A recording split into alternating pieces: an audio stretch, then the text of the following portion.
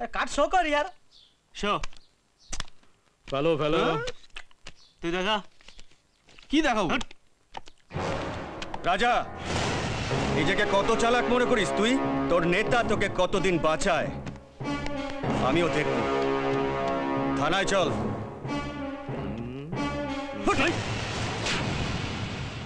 ভালোভাবে বলছি থানায় চল বাহ বাহ বাহ তার মানে পরিবর্তনের ঢেউ আমার বাড়িতেও ঢুকে পড়েছে সদাশিব বাবু রাজাকে আজকে আমি থানায় নিয়ে যাবই কেন কি করেছো ওর অপরাধ কি এই যে ও আমার পার্টির ছেলে রাজা ক্রিমিনাল এটাই ওর পরিচয় ক্রাইম করেছে আচ্ছা বলুন তো ওর নামে কটা ডায়েরি আছে থানায় একটাও তো নেই এইভাবে আর বেশি দিন চলবে না এইভাবেই চলে এসেছে আর এইভাবেই চলবে আমাদের উপর একটু ভরসা রাখুন ঠকবেন না তারপরেও যদি সব উল্টে গেছে পাল্টে গেছে ধরে নিয়ে বেশি তাড়াহুড়ো করেন নিজেই বিপদে পড়বেন ভয় দেখাচ্ছেন ছি ছি ছি ছি ছি একটা কথা মনে রাখিস বারবার ঘুঘু ধান খেয়ে পালাতে পারে না ফাঁদে তোকে পড়তেই হবে চলে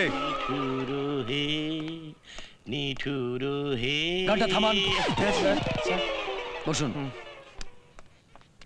তোমাকে রিমিতা মিত্রের বাড়িতে কে যেতে বলেছিল জানো যে মুখ্যমন্ত্রী ছেলে ওখানে ইনভলভ আছে I know sir but it's a case of molestation মানে ওর বাবা মুখ্যমন্ত্রী বলেই মেয়ে নিয়ে ফুর্তি করবে আর করবে কারণ তুমি যে চ্যানেলে কাজ করো তার পলিসি আমরা সরাসরি দলের পক্ষে কিন্তু স্যার তাই বলে এটা আমাদের পলিসি এটা নিয়ে কোনো বাট ইফ নেই বুঝেছো আচ্ছা ধ্রুব নয়ন বক্সি ইন্টারভিউটা কি হলো করে নেবো স্যার নেক্সট মানডে ওনাকে কি কি প্রশ্ন করতে হবে তুমি এটা লিখে নাও আপনি যেভাবে শিল্পায়ন করেছেন তাতে পোস্ট বুঝতে পারছি স্যার তাহলে আমাদের এই পোশাক পরে সরকারি চাকরি করা মানে ওদের চাকর হয়ে থাকা তুমি বোঝবার চেষ্টা করো কথা না শুনলে হয় অজগায় ট্রান্সফার হয়ে যাবে না হলে জানি বহুত তাবর তাবর অফিসার আমি দেখেছি আর তাদের পরিণতিও আমি দেখেছি বিরুদ্ধে গেলে কিছুদিন খবরের শিরোনামে থাকবে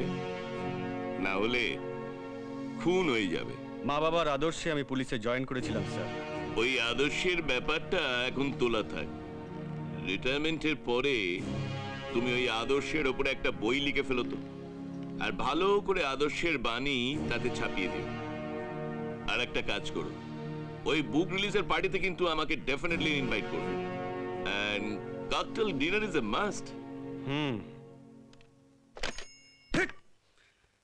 কি প্রশ্ন করবে আমি দেখে নিয়েছি আর আমাদের দলে কি কি ভবিষ্যৎ কর্মপন্থা রয়েছে সেটা ওদেরকে ভালো করে বুঝিয়ে দিন আমি বাইরে আছি হ্যাঁ আপনারা প্রশ্ন করুন ইয়েস প্লিজ একটু তাড়াতাড়ি করুন আমার অনেকগুলো অ্যাপয়েন্টমেন্ট আছে সরি স্যার রেডি স্যার প্রথম প্রশ্ন আপনারা যেভাবে শিল্পায়নের কথা বলছেন তাতে পশ্চিমবঙ্গের লক্ষ লক্ষ যুবক চাকরি পাবে আপনার প্রতিক্রিয়া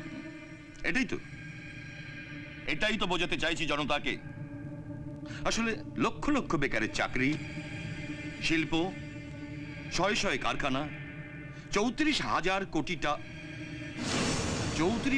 কোটি টাকার ইনভেস্টমেন্ট যেখানে সরি সরি খুব জরুরি বলে মাঝখানে ঢুকতে হলে আপনারা একটু 5 মিনিট বাইরে যান আমি আপনাদের ডেকে নেব চল আরে দরজা খুলে দাও দরজা খুলে দাও দরজা বন্ধ করো ওদের এখানে নিয়ে এলে কেন লাস্ট মিনিটে চেঞ্জ হয়েছে স্যার ওকে এক্সকিউজ মি আমাকে এক্ষুনি উঠতে হবে পার্ক স্ট্রিটে আগুন লেগেছে সো আপনারা কালকে আসুন আমি ইন্টারভিউ দিয়ে দেবো কেমন ওকে স্যার প্যাক করার কি আবার কালে আপনি শুধু পুলিশ কনভয়টাকে সরিয়ে দিন ব্যাস ভাববি একদম বিশুদ্ধ রিভাইন্ড কর আমি কিন্তু কাল পর্যন্ত অপেক্ষা করতে পারবো না না না আমি সাবির গাড়ি ঘোরো মায়াদির ফ্ল্যাট শিগগির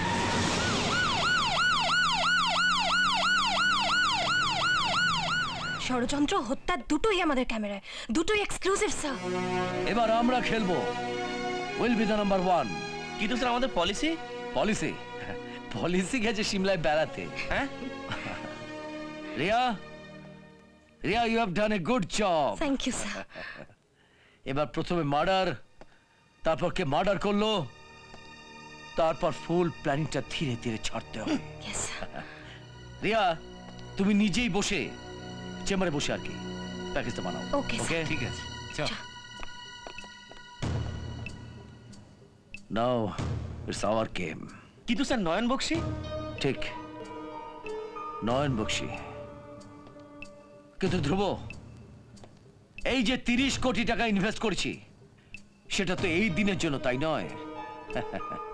হেডও আমার, টেলও আমার। 350 কোটি টাকা আমার চ্যানেলের অ্যাকাউন্টে ফেলে দিতে বলো 2 ঘন্টার মধ্যে। হ্যাঁ,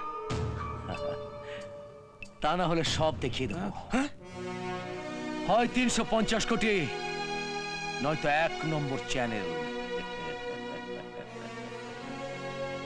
টিআরপিটা তো বুঝো তুমি। হ্যাঁ বস, কাজ শেষ, দুটোই খতম স্যার। হ্যাঁ, সময় সংবাদ, সময় সংবাদ বলে একটা চ্যানেল আছে না, ওই মেয়েটা স্যার, যে বস্তির পুরো ক্যাচালটা তুলেছিল। হ্যাঁ স্যার, ওই মেয়েটা আমাদের সবকিছু রেকর্ডিং করে নিয়েছে স্যার। টেনশন নেই, টেনশন নেই, ওটা আমি ম্যানেজ করে নেব। আপনি শুধু ধ্রুবর সঙ্গে ওই সময় চ্যানেলটাকে ম্যানেজ করুন। মাসে মাসে অনেক পয়সা তো দেওয়া হয় সালা মালটা। এই কি করছো? না, আপনাকে বলছি না, ম্যাসাজ করাচ্ছি তো তাই। আস্তে করো ভাই। আচ্ছা সদাশিব, দেখো আমার মনে হচ্ছে আরো কিছু গন্ডগোল আছে। ওই ছেলে মেয়ে দুটো ঠিক ওই সময় মায়া মুখার্জি বাড়ির সামনে পৌঁছলো কি করে? আরে কোন দুটো? আরে ওই সকালে যারা ইন্টারভিউ নিতে এসেছে। হ্যাঁ, ক্যামেরাটা কি চালু ছিল? আরে সালা, ক্যামেরাটা তো চালু ছিল। আরে ফট ফট ফট, আপনাকে এসব বলছি না, মেসেজ করাচ্ছি তো তাই বলছিলাম। ও কি আশ্চর্য, ক্যামেরাটা চালু রেখে চলে গিয়েছিল, সবটাই রেকর্ড হয়েছে। আমি তোমাকে আগেই বলেছিলাম পল আর বুকাকে আমার অফিসে নিয়ে এসো না। আরে চুপ করুন তো ভাই, ভাবতে হবে। সব রেকর্ড হয়ে গিয়েছে, আর টিআরপির হাতে পড়লে সালা আমাদের বাঁদর নাচ নাচাবে, পাবলিকের হাতে পড়লে সদাশিব, এই তো ক্যাচাল। এই সময় আওয়াজ উঁচু করছেন আপনি। শুনুন, আমার কথা শুনুন, কোনো মিডিয়া বা প্রেসের সঙ্গে কথা বলবেন না, মিডিয়াকে সালা কাছে ঘেঁষতে দেবেন না, বুঝলেন? ওকে ফোন রাখুন। ওকে। এই মুহূর্তের গুরুত্বপূর্ণ খবর, আক্রান্ত এসপি মায়া মুখার্জি।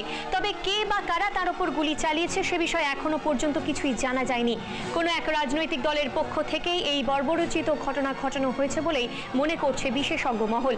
অত্যন্ত দক্ষ প্রশাসক হিসেবে পরিচিত মায়া মুখার্জি জনগণের স্বার্থে কাজ করেন বলেই তার যথেষ্ট সুনাম রয়েছে। আক্রান্ত হওয়ার এই খবর ছড়িয়ে পড়ার সঙ্গে সঙ্গেই শহরে নেমে পড়েছে বিরোধী দলের লোকজন। দোকানপাট সবই বন্ধ করে দিয়েছেন তারা। কার্যত বন্ধের চেহারা নিয়েছে গোটা শহর। অবস্থান বিক্ষোভে বসেছে ভারতীয় উত্তরণ দল। একই সঙ্গে কুশপুত্তলিকা পোড়ানো হচ্ছে বিভিন্ন নেতার। কেসটা একটু ঘোরালো হয়ে গেল সদাশিব হালদার, কিন্তু পলিটিক্সের এটাই তো মজা।